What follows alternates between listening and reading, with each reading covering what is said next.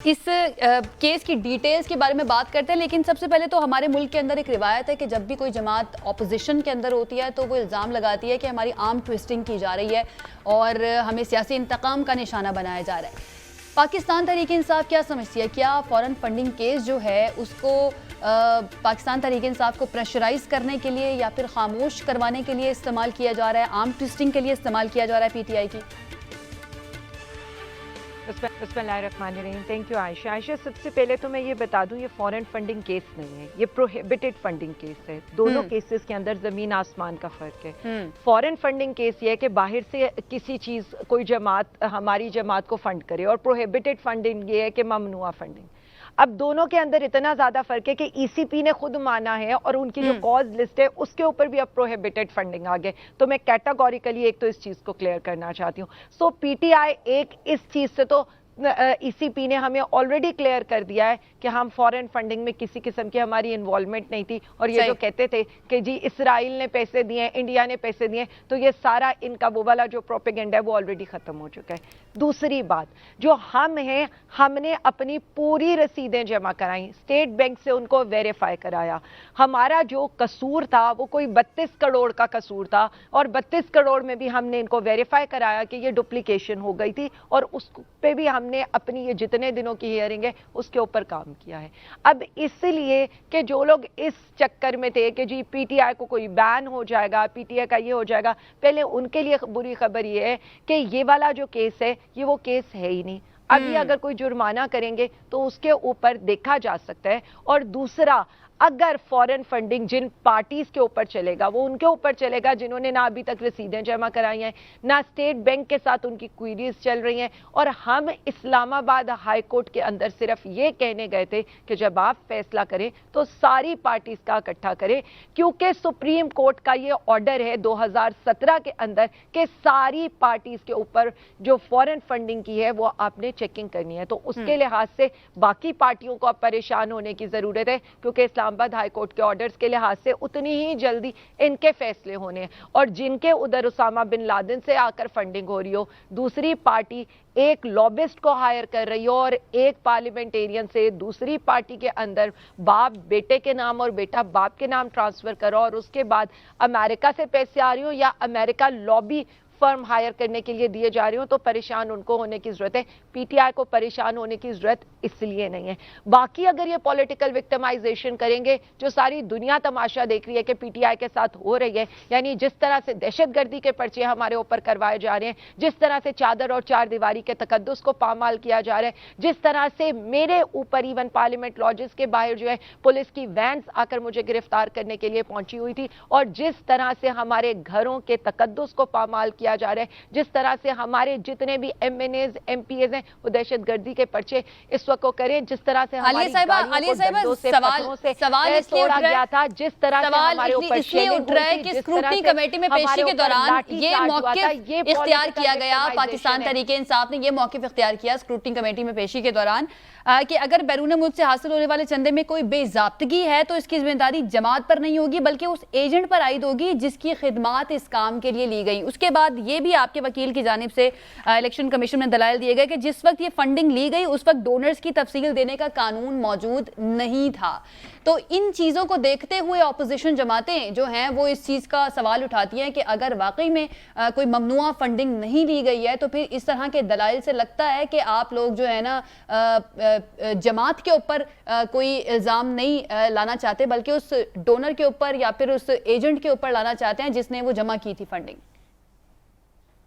عائشہ میں آپ کو ایک بات بتا دوں، پی ٹی آئی واحد پولیٹیکل پارٹی ہے جسے عام بندہ جو ہے جس کی فنڈنگ میں حصہ لیتا ہے۔ ابھی خان صاحب نے صرف ایک دفعہ ایک آواز لگائی اور کہا کہ جی میں ایک صرف پورٹل اوپن کر رہا ہوں 24 گھنٹے کے لیے، 1 ارب تک اس کے اندر پیسے آ گئے، اور وہاں لوگ کیوں میں لگ کر انہوں نے ہمیں فنڈنگ کی ہے۔ اور دوسری چیز ہے، پی ٹی آئی واحد پارٹی ہے جس نے ہر چیز کا حساب کتاب رکھا ہوا ہے، ہر چیز کو ویریفائی کرایا، ہر چیز کی آڈٹ ہوا ہے اور آڈٹ رپورٹ جمع کرا، یا اب کچھ اسپیسیفک اسٹیٹمنٹ کو پکڑ کر اگر یہ کہا جائے کہ پی ٹی آئی نے یہ نہیں کیا، تو اس کے بعد اسکروٹنی کمیٹی کی رپورٹ کیٹاگوریکلی یہ بتا رہی ہے کہ جو 32 کروڑ تھے وہ ڈپلیکیشن، یعنی پی ٹی آئی جو ہے وہ کانفیڈنٹ ہے کہ جو فیکٹس اور فگرز یہ کہتے ہیں जी पीटीआई कॉन्फिडेंट है कि हम इसमें बिल्कुल क्लियर है, लेकिन हमें उसके अलावा ईसीपी के ऊपर बड़ी रिजर्वेशन है, इलेक्शन कमिश्नर साहब के ऊपर हमें बड़ी रिजर्वेशंस है, जो हम वक्तन फवक्तन बताते हैं कि जिन्होंने NA 242 जिसकी 8.32% टर्नआउट रहा है, उसको तो नल एंड वाइट करार नहीं दिया, जबकि डस्का के इलेक्शन को उन्होंने नल एंड वाइट करार दे दिया था। यहाँ पर कारकुन मर गए हैं, लेकिन इन्होंने हमारे साथ बाकी मेहमान भी है, उनको भी शामिल गुफ्तगू करते हैं। ठीक है बैरिस्टर साहब, आपको लगता है पीटीआई, आपने आलिया साहिबा की बात सुनी, वो तो बड़ी कॉन्फिडेंट हैं कि ज़्यादा से ज़्यादा ये हो सकता है कि कोई जुर्माना कर दिया जाए, इसके अलावा आप समझते हैं कि कोई पीपल्स पार्टी भी ये समझती है कि और कोई इनके ऊपर नहीं आ सकता, क्योंकि ये भी बातें अब चल रही हैं कि शायद पाकिस्तान तहरीक इंसाफ की रजिस्ट्रेशन ही मनसूख कर दी जाए?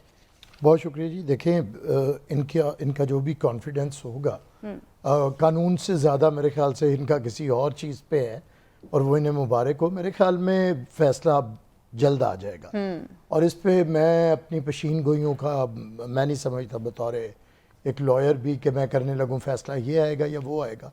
फ़ैसला कानून के तहत आएगा। पाकिस्तान का आईनी इदारा है इलेक्शन कमीशन ऑफ पाकिस्तान, और वो फ़ैसला करेगा।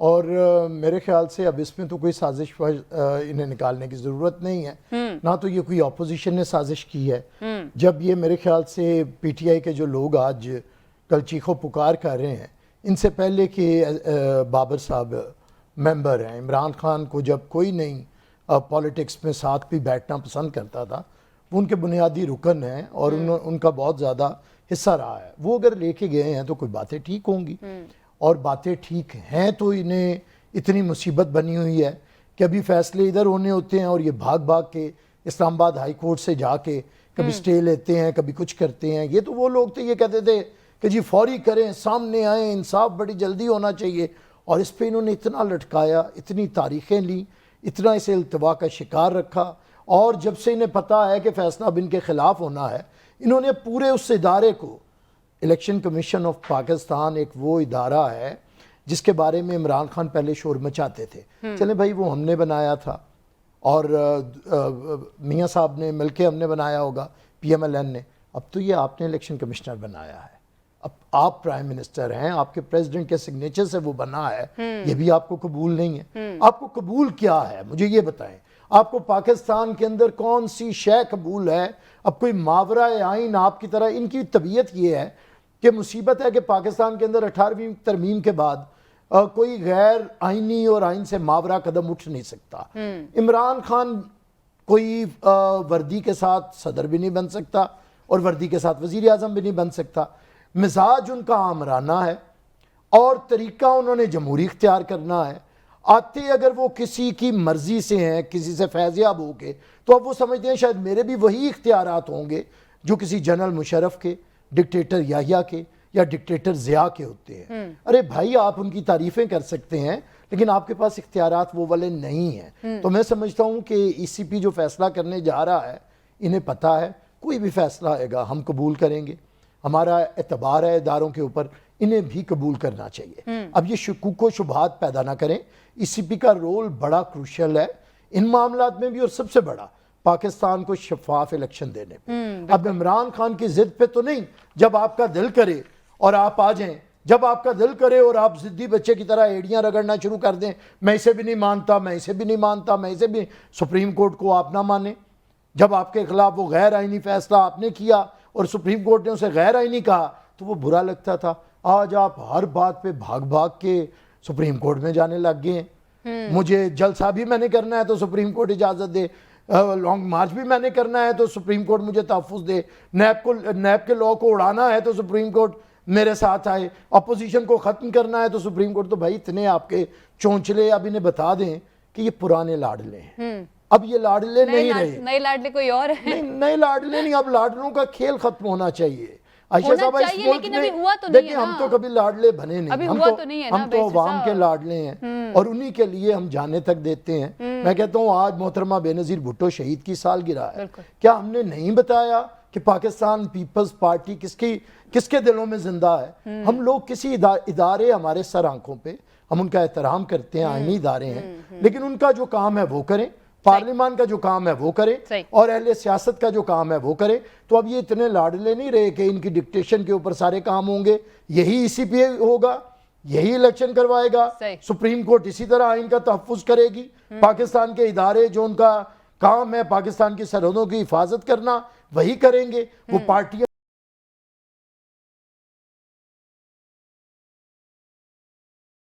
और फिर किसी की हुकूमत बचाने के लिए किरदार अदा नहीं करेंगे। सही। ये साबित कर दिया है और यही पाकिस्तान के लिए खुश आए। ठीक है, इमरान शफीक साहब, सर आपको क्या लगता है ये जो अब ममनुआ फंडिंग का केस है पाकिस्तान तहरीक इंसाफ के खिलाफ जिसका फैसला महफूज किया गया है, इसके असरात क्या आ सकते हैं? क्या PTI पर बैन भी लग सकता है जिसका खदशा जाहिर किया जा रहा है?